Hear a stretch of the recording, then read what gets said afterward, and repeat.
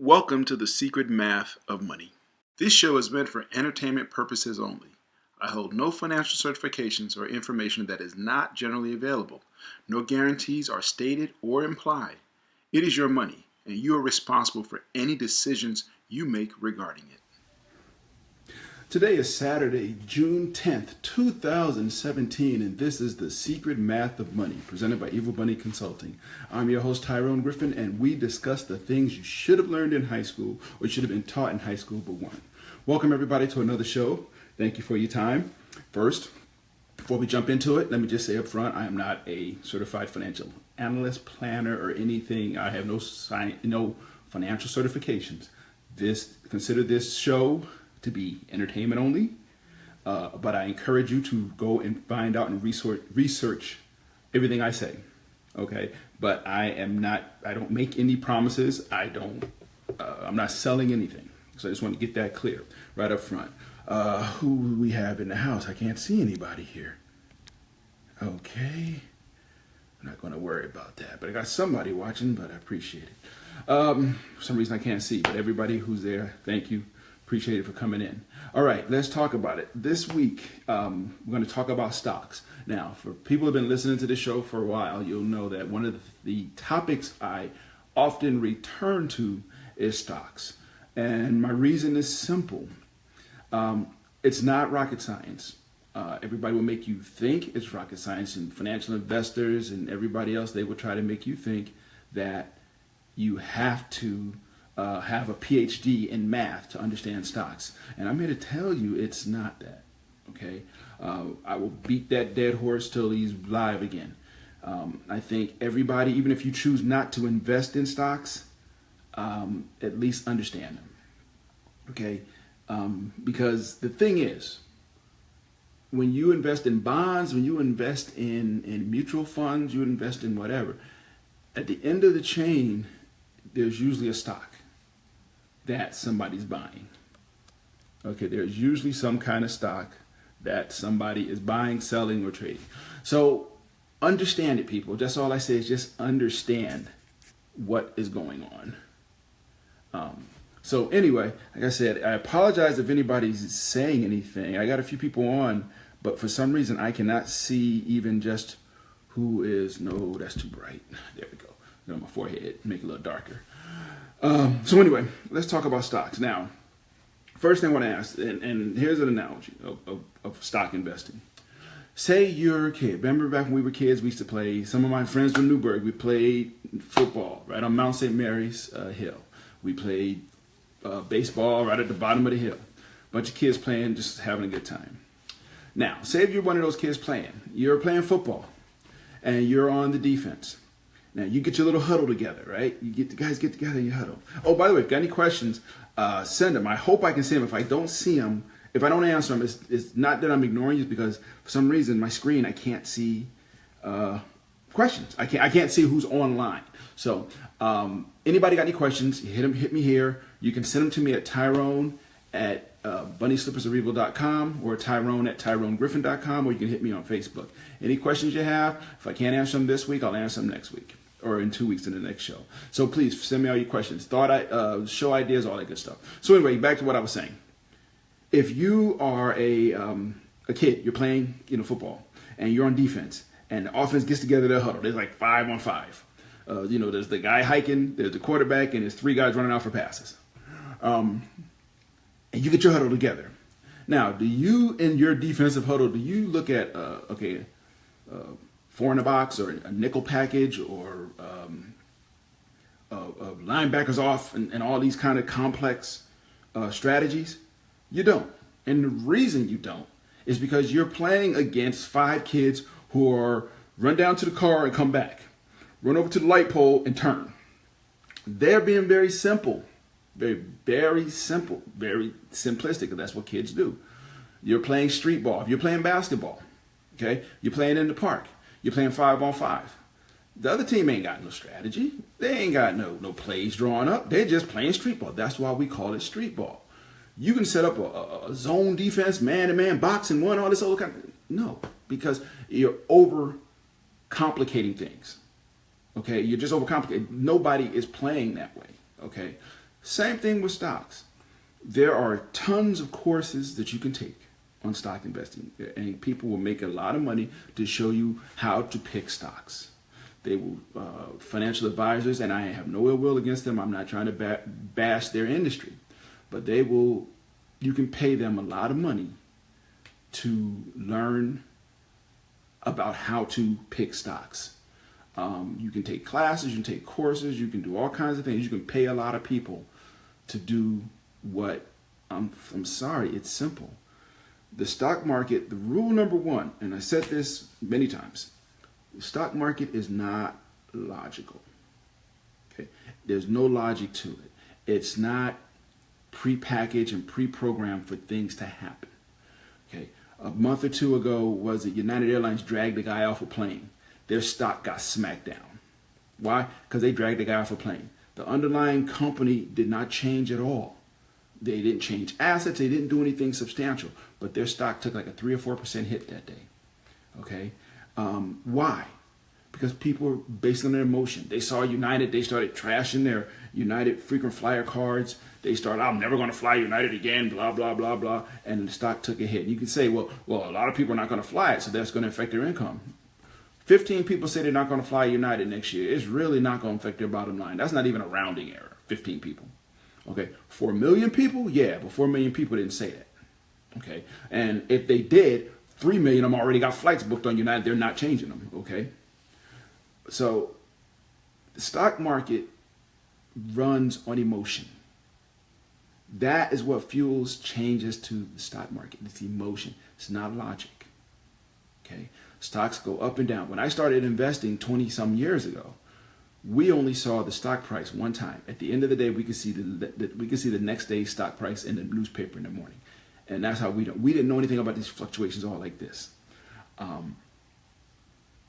We just didn't know because we didn't have real-time internet and things like that. So there's nothing. There's no there. I guess is what I'm saying. So the stock market runs on emotion. Things happen. So if you try to bring logic to the table, you may do well or not. You may make money or not. What would you rather do? You take a course and say somebody says they're going to charge you $4,000 on a course for how to pick stocks, and you spend $4,000. Okay, and at the end of that $4,000 course, maybe a week, month, whatever it is, they tell you, here's the 4 stocks that you need to buy. Based on all of these credentials, all these different things, we looked at the 2-year growth, 4-year growth in the company, what the loss ratio is, blah, blah, blah, blah, the PE ratio, all that kind of happy horse stuff. And they say, here's the 4 stocks. You spent $4,000 to find them 4 stocks. I can open up the newspaper. I can Google, I can go on my Yahoo account or whatever, and I can see all them stocks there, and I can pick them for free. It's like, oh, but you don't know which one to pick. Yeah, you're right, I don't. But I guarantee you this, anybody who tells you how to pick stocks, more than likely they are not going to give you a guarantee on the return. Because they can't. Because nobody knows. Okay? Nobody knows. If you go to financial advisors, you go to the analysts who follow stocks, nobody's going to give you a guarantee return unless you buy a bond and it's printed right on the bond what your return will be.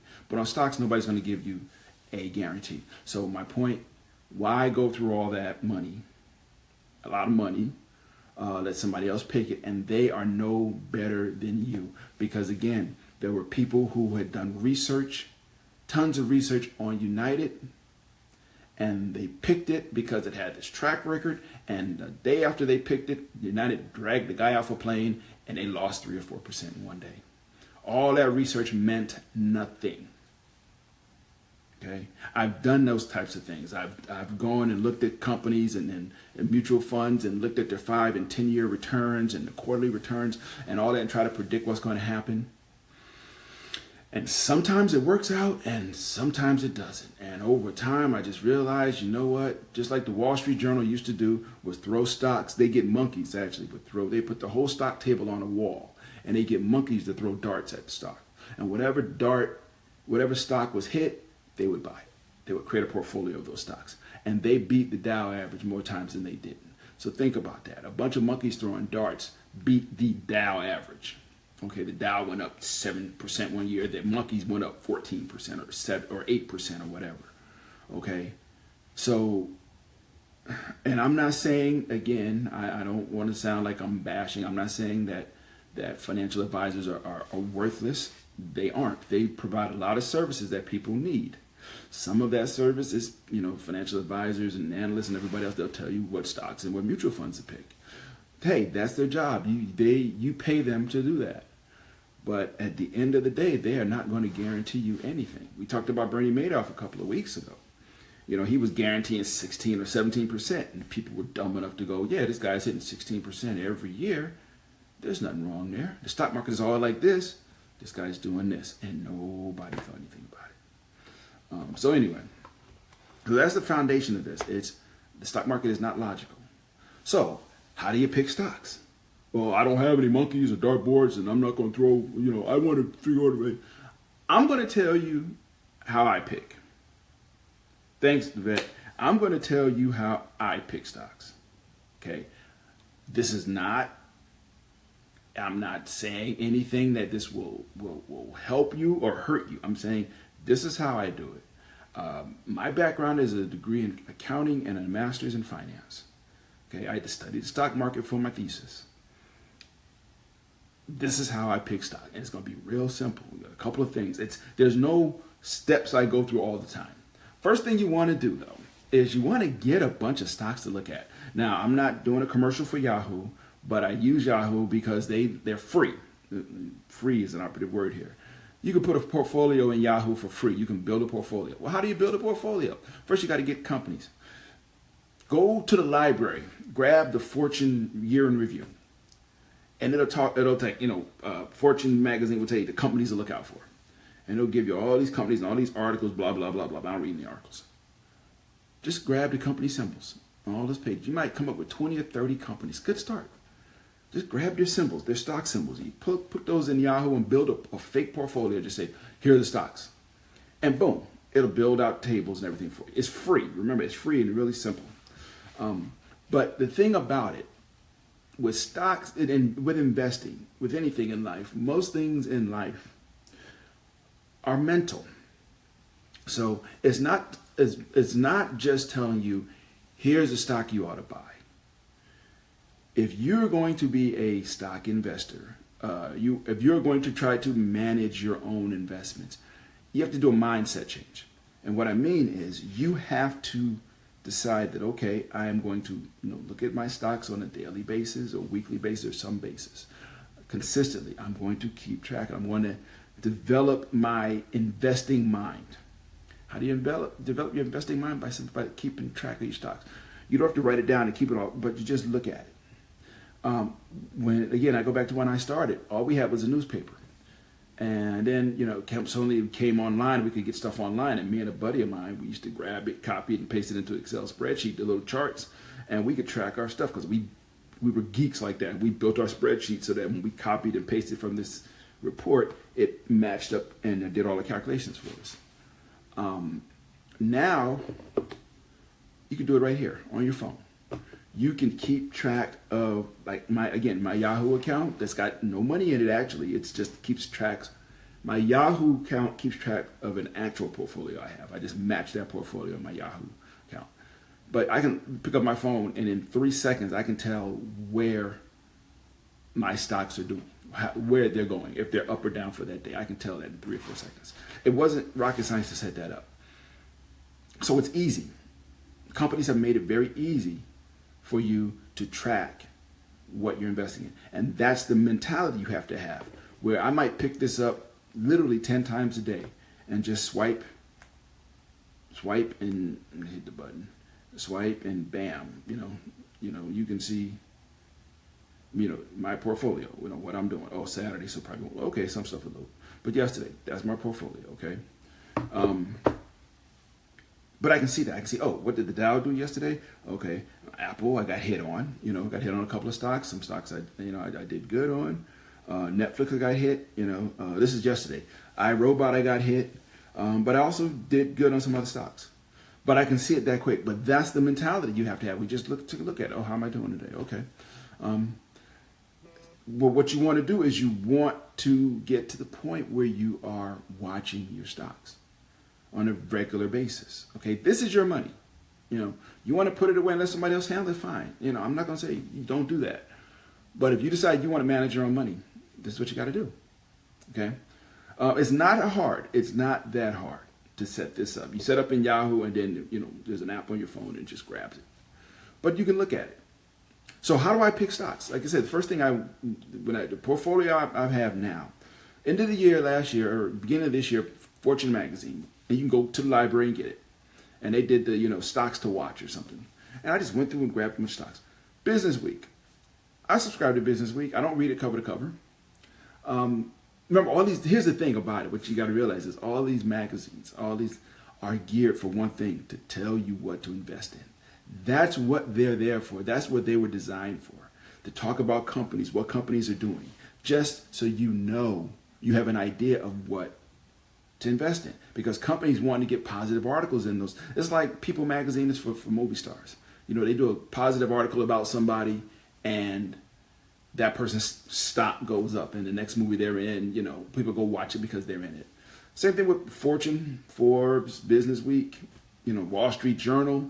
It's all about business. Okay, those are publications that are designed specifically to tell you who to invest in. That's all they do. Okay, they write a good article about a company. They'll write a bad article about a company. They'll write articles that say, dude, this company is shady, and here are the questions we have. And then you have to interpret that as, if I'm invested in this company, maybe I need to get out of this company. Okay, but those articles, those magazines are all geared toward that. So, Fortune, Forbes, Business Week. I peruse Business Week looking for different companies. What are they saying about a company? What I'm looking for in Business Week is some company that I never heard of. Some small company that never crossed my radar, but they're doing something. Maybe they have a breakthrough in some medical field. They've come up with a way to help the brain talk to paralyzed people. I'm just making this up. And the early trials look very promising. Boom. Okay, let me go. What's the company symbol? Are they publicly traded? Yes, they are. Okay, let me go pull up their symbol, and let me see how they're doing. Penny stocks. We'll talk about penny stocks in a minute. Thanks, Biner. Thank you. I'll talk about that in a second too. Same concept. Penny stocks, and people call them penny stocks because they're less than $1. They're worth, the value of the stock is pennies. You can buy more of them. Right now, Amazon is selling for $1,000 a share. So some people say, well, I'm gonna buy one share. With a penny stock, you can buy 100,000 shares of one penny stock. Same thing. Penny stocks are just smaller companies, but there are companies that start out as penny stocks and blow up. Now, if you see a list of companies, again, go through Business Week, Fortune, Forbes, whatever, and you see a stock and it's selling for 32 cents. Now, I'll give you a perfect example of a penny stock is Fannie Mae and Freddie Mac. Fannie Mae and Freddie Mac are selling for, I think it's right now it's about 30 some cents or something like that. But they used to be $60 stocks. Right now they're in the pennies. Okay, I think they're in the pennies. But penny stocks, same thing. They're smaller companies. They're smaller, and they might be more susceptible to swings in the industry, depending on what industry you're in. But nothing wrong with penny stocks. You can make. Here's the thing: when you're looking at stocks, regardless of the price of the stock, you aren't concerned. At least me, I'm not concerned with how much in dollars or cents. Sorry, I had Brussels sprouts this morning. I'm not concerned with how in dollars and cents the price change in the stock. I'm looking at percentages. You get a stock that's a 10 cents a share stock, and you buy it, and in a week it's at 12 cents. It's like, oh, it only made 2 cents. No, it made 20%. That's how you have to think about it. For your investment in that stock, you made 20% on a penny stock. It's very easy to do. Okay, there are every now and then you'll get a stock that just fly up. So, Biner, to answer your question, penny stocks, same thing. You see a company, what they're doing. I do look at the history of a stock. I got out this week. I got out of, and I'm not trying to bash any companies. Just telling what I did. I got out of Foot Locker. I didn't have much, but I had a little bit. I lost about 7% from the time I bought. And you look at their chart, and the chart kept going like this over the last 3, 4, 6 months or whatever. Okay, cut your losses. Boom. Foot Locker was somebody that, I knew about the company. I knew what they did. They got stores. And, read an article or two and they said they were doing well. So I said, hey, let me take a shot, roll the dice. Craps. It happens. But to seriously answer your question, penny stocks, no different. Those are smaller companies. But penny stocks grow into dollar stocks. Not all of them will, but they will. Sometimes you'll find a company that was a $12, $15 stock is selling for 37 cents right now. And it's been sitting there for a long time. This is when I start using some kind of logic and what I would call common sense. Say you get a company, Byner, it will go higher in dollar amount? Yeah. Oh yeah, penny stock will fluctuate just like any other stock. It's called a penny stock because it's worth less than $1. But you get a stock that's 75 cents and it shoots up over 3 months to $1.05. It's a dollar stock now.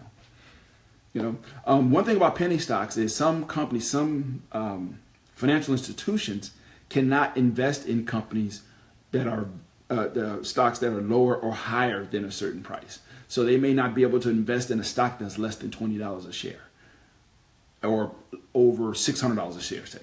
So, that's one of the reasons companies do stock splits. Okay. But will a penny stock ever go higher in dollar amount? Yeah, there's nothing stopping it. The value of the stock is based on people's perception of the company. Okay. And if a penny stock, some little dinky little penny stock company, all of a sudden they, again, do a breakthrough in medical science, or they start selling. I saw these spinners for wheelchairs, which is pretty cool, where you get a little picture in the wheel. And all of a sudden they shoot up. It happens. It happens to any stock. It can happen to any stock. I own iRobot. They make the Roomba, the little thing that the vacuum cleaner goes around your apartment or house on its own, and it runs over the dog poop and spreads it everywhere. I own that stock. They went up about 3 or 4 weeks ago. Out of the blue, they shot up like 7% one day. I had no idea what was happening. You bought MJNA and VPR. I don't know either of those companies, but you best believe I'm gonna look them up. Thank you for the tip. That's another way I find stocks. Somebody mentions a company. I'm not saying I'm gonna buy those two companies, but I'm surely gonna look at them. I'm surely gonna look at what they're doing. What's their stock price has been? Because here's the thing, and this sounds really bad, and I don't like to admit this. A lot of times, I don't look deeply into the financials of a company. And my rationale is there's a whole lot of people looking at the financials of a company, and that is partially reflected in the stock price. So, like you go to a fine restaurant. You go to a fine restaurant and you get a nice meal. And it's great. And you love this meal. You always go back because you love this meal. You're not necessarily going to go in the kitchen and watch the chef cook it, right? Because other people have done that. The Department of Health or whatever, they give it a rating. You're not going to do that because all that's been baked into that particular dish. All you care about is the dish. Same thing with the stocks. Understanding the financials is a good thing, and they're not hard. Maybe I'll do a show on understanding financials, the 10Q reports and things like that. It's not hard. It really is not hard. But yeah, thank you for those thoughts, Byner. I'm gonna look at those. I'm not saying I'm gonna buy them. I'm really gonna look at them. But that's how you get stocks. You talk to friends. Oh yeah, I looked at this company. Netflix. I'm doing pretty good this year in Netflix. I forgot what I'm up. But why did I buy Netflix? They keep rolling out hits, And I looked at the stock and it's been creeping up. And since they had a mess about 4 or 5 years ago, the boys is rolling. I'm like, okay, this is the way we roll. We roll. Bam, get on it. And I've been doing well. I own Apple. I've owned Apple for years. I'm an Apple fan. They killed me yesterday, but hey, keep rolling with it. And that's the other thing with stocks. You got to decide what your risk tolerance is. First thing I would say this, and I should have said this earlier: never invest any money that you can't afford to lose. Okay, there is a risk. There is always a risk. Every time you look at any investment, they'll say something like past performance is no indicator of future performance because they can't guarantee you a thing. They don't know what's going to happen in the future. Okay, so don't invest your child's education budget unless you are willing and able to watch that sucker like a hawk. It's your money. Any money you invest, you should be watching. I'm not a big advocate of putting my money away and just let it ride and not pay attention to it. That's how like Wesley Snipes went to jail, because he was putting his money and was trusting somebody else, and all of a sudden they wasn't paying his taxes. So I'm a big advocate. But what I was saying earlier, and I apologize, I'm jumping around. It's mental. Investing is more mental. You got to get yourself into a mental position, or mental position. Yeah, that's a good word. You got to put yourself in that situation where you say, you know what, I'm going to check this stock. Like Binder, if you bought those 2 stocks, set up a Yahoo account. And again, I'm not shilling for Yahoo. They're cheap and easy. They're free and easy. But set up an account where you just keep track of those stocks. And it's really set up a portfolio, match your real portfolio, and just keep track of it. And, just keep track of it. But you got to get your mindset to where you are looking at your stocks. You're looking at your investments on an absolute regular basis. At least for me, at least once a day. Literally at least about 5 times a day. Because you just start to, okay, that one's up, okay, that one's up. If you see something happen, you see a stock getting tanked, getting crushed. Now here's the thing, you can set up separate portfolios. I'm running quick because I got 5 minutes. I'm always amazed how fast this half hour goes. I have my portfolio in Yahoo that I actually own these stocks and how much I own. Then I have my other portfolio of stocks I'm just watching. Remember, I went to Fortune and all those magazines and dropped those stocks in. And I just keep an eye on those stocks. I see one of them on a day when the Dow is down. This is one way I pick up. On a day the Dow is down, Dow Jones drops down. And I don't have any faith in the Dow, but it's just an indicator. If I see a stock that went up 2 or 3%, or any day I see a stock that rose 3 or 4%, oh, what's up with that one? So I click on it and, look at articles or whatever and see, what's going on? What are they doing over there? My question is always, why did they rise? Now, here's the thing. So you wonder why they rose. And it's like, oh, is this something that they can stay? So if they went up 4% one day, I might sit and watch them for a couple of days and see if they hold that level, or if it spike up and then drop back down. Okay. Depending on my mood of the day, I might buy a little bit of it. But I'm not buying enough where if I lose it, I'm going to be out and homeless. Okay. So you've got to be very careful with that. So I might buy a little bit, but to keep an eye on it. Okay. But the point is this, you got to keep an eye on it. But it's not rocket science. Is it hard work? Not really hard work, but it's work. Okay, but it's your money. That's something to remember. This is your money. So hard work or not, it's your money. Okay, and if you are not willing to watch your money, then shame on you. Okay, MJ's medical marijuana. Man, I'm glad you said that, because I've been thinking about trying to get me some medical marijuana stocks. Let me be clear about that. I've been thinking about that. To me, medical marijuana is legal now. It might be time to jump into those stocks. There used to be these portfolios that people would set up called they would set them up based on, they would stay out of liquor and all these illicit things. My thing is this, I'm trying to make money. Okay, I'm trying to make money. That my portfolio is not about being a good citizen. My portfolio is about making money. If medical marijuana is legal and companies are selling stock in it, bam, I'm on it. Okay, what will probably happen, is just my own prediction, Binder, is that those 2 companies, once they stabilize and get their process down, they probably already do, I don't know, somebody will come in and buy them. And they might be selling for 3 cents a share. Somebody might come in and buy them for 5. And then you can cash out and make a ton of money. I don't know, but that's just my theory with medical marijuana. The big boys haven't really gotten in yet, the big companies. And they're waiting to see who's going to make it out of the smaller companies. And then they're going to jump in and buy them. So anyway, got about 2 minutes left, and I apologize, guys. I'm so sorry that I rambled so much, but I'm sorry. But anyway, the bottom line is this, people: investing in stocks, it's not rocket science. Okay, it really is not. It doesn't have to be. It's not something that you have to sweat and stress about for months and months and years. You don't have to. Okay, it's real simple. Look at some penny stocks like Binder did, and just buy $100 worth of a stock. Okay, but it'll get you in the mindset, I put $100 in this. Hey man, thank you. I appreciate the questions, Binder. It'll get you in the mindset of looking at your money, and that's the goal, is to get yourself in the. Once you get yourself in that mindset of keeping track of your money, then everything else comes easy. So anyway, thank you everybody. You can find this show. I'm on Facebook Live. I'm on YouTube, and I'm on an iTunes store. I'm sorry. The Secret Math of Money. All my episodes are there, and this won't be up shortly.